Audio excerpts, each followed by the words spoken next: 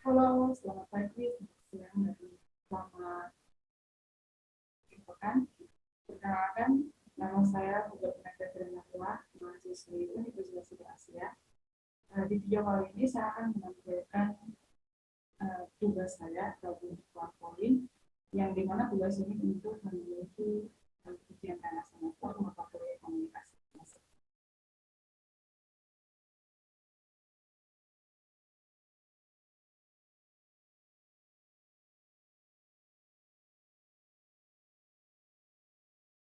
Tugasnya dalam beberapa ini judulnya tentang analisis program hal konselor dalam teori hipodinamik atau teori jarum suntik. Nah, di sini bisa dilihat contoh highlight dari program itu sendiri. Oke.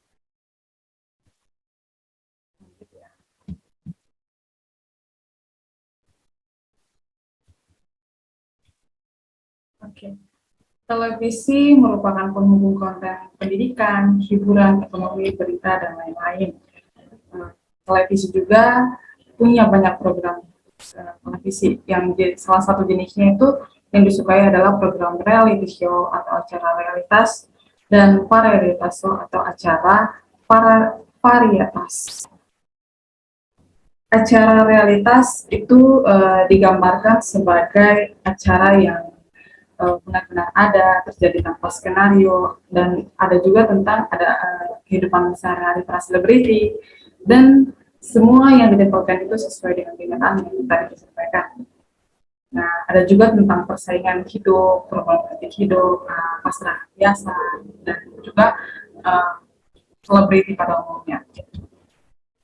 Nah, di sini apa itu sih Health Counselor? Health Counselor ini adalah program dari siaran KBS yang bertajuk, kalau dalam bahasa Koreanya adalah SEO, yang berarti yang dalam programnya itu Health Counselor.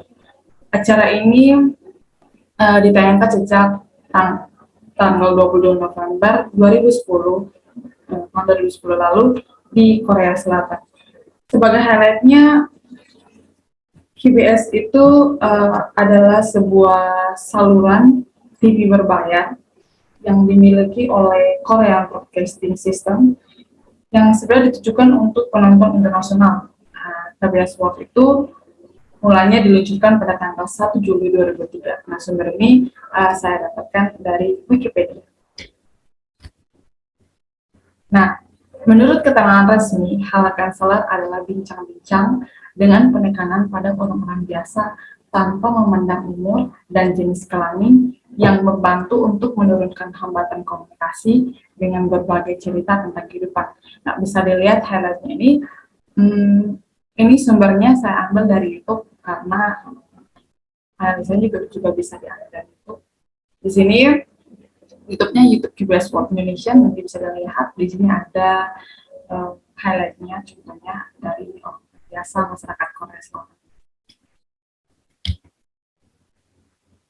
Nah, walaupun berjudul Health Counselor, acara yang dipandu oleh Lee Yong-ja, Shin Dong-ya, Kim Tae-kyun, Cha Won, dan Choi Tae-jun itu meski tidak benar-benar mendatangkan konselor, tapi dalam penayangan ini kasus-kasus tersebut nanti akan dibahas dan akan dinilai oleh 190 juri yang dimana itu diantaranya para kalangan artis yang menjadi tamu pada acara tersebut, kemudian para penyanyi, aktor, hingga komedian, dan juga audiens yang hadir. Bisa dilihat ini para pemandu acaranya atau MC, host pada acaranya itu, dan ini highlight dari kegiatan itu, acara itu, audiens yang hadir pada acara tersebut. Nah, setelah itu kasus akan divote dan dipertimbangkan apakah kasus tersebut benar-benar serius atau diselesaikan dengan mudah. Nah, dari 5 kasus yang saya nonton, hampir semua kasus itu diselesaikan pada acara tersebut, diselesaikan dengan baik ya, diterima oleh kedua belah pihak. Nah, ini analisis saya. Analisis ini saya ambil setelah 4 hari saya nonton di YouTube KBS World Relation. Sebenarnya harus 5 hari, tapi 4 hari terakhirnya sempat tidak diambil karena nah, halo konselor, dalam episode 1 November 2001, yakni seorang suami itu dia berubah 180 derajat setelah selesai nikah. Nah, di sini pengaju atau pengadu di kegiatan itu di acara di episode pertama ini adalah istrinya. Istrinya ini bernama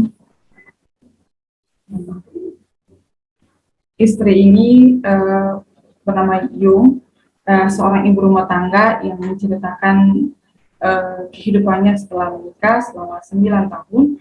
Ia mengatakan bahwa saat ini di masa situasi sekarang ini masyarakat banyak pakai masker karena debu halus, tetapi hal itu berbeda sama dirinya sendiri karena dia harus pakai masker itu di rumah. Kenapa demikian? Karena kelakuan sang suami yang begitu dianggap tidak baik, karena sang suami ini merokok yang berlebihan, kayak perokok berat gitu. Lalu sang suaminya ini karena merokoknya itu dari sejak istrinya yang hamil sampai punya anak, sampai anak-anaknya ini masih usia-usia di bawah umur, ada yang usianya 5 tahun, ada yang usianya usianya 5 bulan sampai yang laki-laki, ada yang usianya baru 5 bulan laki-laki. Sang istri ini mengaku bahwa ia sudah berulang-ulang untuk menegur suaminya untuk berhenti merokok di depan anak-anak, kemudian di tempat yang sembarangan, bahkan dalam kamar mandi itu suaminya ini merokok. Pokoknya dalam rumah itu berantakan, setiap hari itu nggak pernah bersih rumah karena merokok. Dari situ istrinya ini bersikeras, maksudnya kayak ada punya kemauan untuk datang ke tim health counselor. Nah, akhirnya tim health counselor ini membawa suaminya ini ke klinik untuk melakukan pemeriksaan kesehatan. Menurut keterangan dokter, tingkat rata perokok berada di kisaran 900 mg, tapi hasil suaminya meningkat 2 kali lipat. Nah, dari meningkat 2 kali lipat itu 2.140 mg dari rata-rata. Nah, apabila terus merokok, suami ini akan terkena penyakit kanker seperti kanker prostat. Nah, dari situ akhirnya suami ini mulai sadar karena hasilnya negatif, hasilnya parah, maka tim health counselor mulai memberikan arahan, memberikan masukan, kemudian para audiens yang ada di situ juga memberikan masukan. Akhirnya sang suami ini menerima dan akhirnya kasus terselesaikan setelah diberikan arahan, diberikan masukan oleh tim health counselor. Nah, selanjutnya kasus yang kedua ini tentang kakakku emas dan aku hanya kotoran. Nah, ini kasus ini oleh seorang anak yang berusia 11 tahun, namanya Choi Gae, dia siswa kelas 4. Dia tuh merasa bahwa dirinya ini tidak adil, maksudnya ada diskriminasi gitu dari neneknya. Neneknya ini selalu memilih kakaknya, cucu pertama mereka. Dia selalu sayang sama cucu pertama dan bukan Gae. Ada satu kasus yang dimana Gae, ada banyak kasus, tapi waktu itu Gae menyebutkan bahwa dia ini diberikan pakaian yang nggak mahal, kakaknya selalu diberikan pakaian yang mahal. Kemudian kalau misalnya kakaknya ini punya salah, dia yang malahan dimarahi, malahan sang kakaknya ini nggak dipukul, tapi dia yang dipukul. Kemudian neneknya ini sudah diketahui oleh semua keluarga bahwa neneknya ini nggak suka sama anak itu.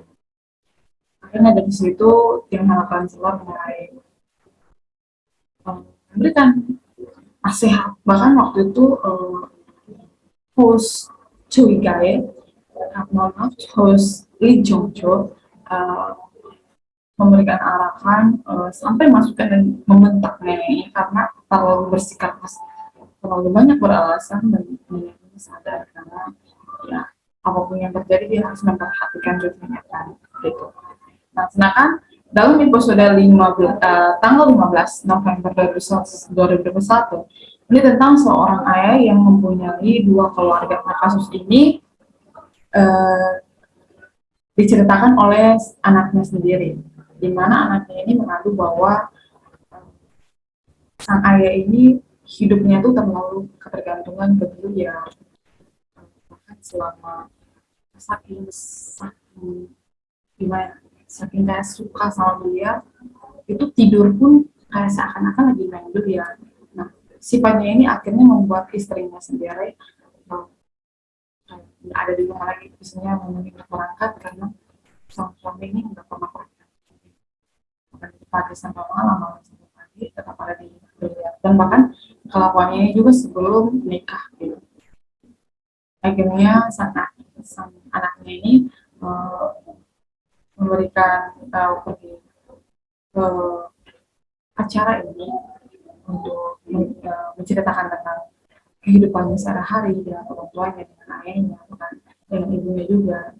Dari situ terharu sekali karena uh, ayahnya ini nangis di situ, kemudian ayahnya kayak kaget.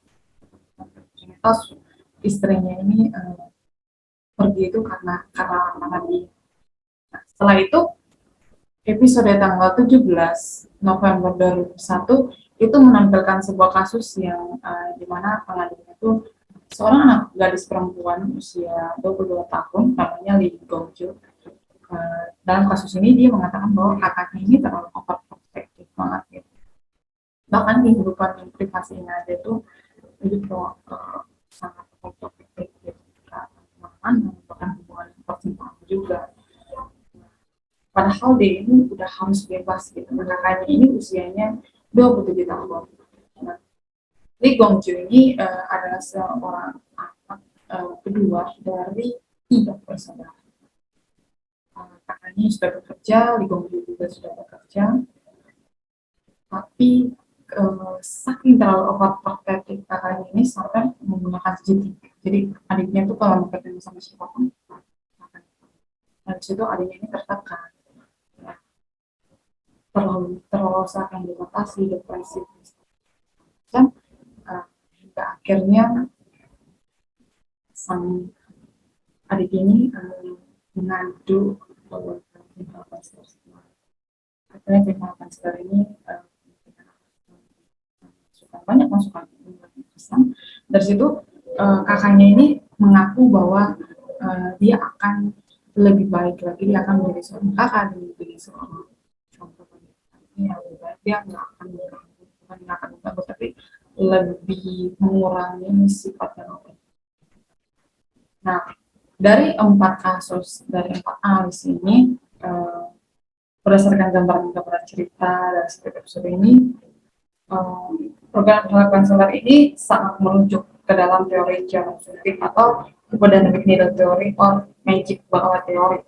Nah, teori ini mengemukakan bahwa pesan yang disampaikan melalui media massa seolah seperti jarum yang disuntikkan kepada anak, sehingga mampu mengubah pikiran, pandangan, maupun perilaku khayal secara langsung.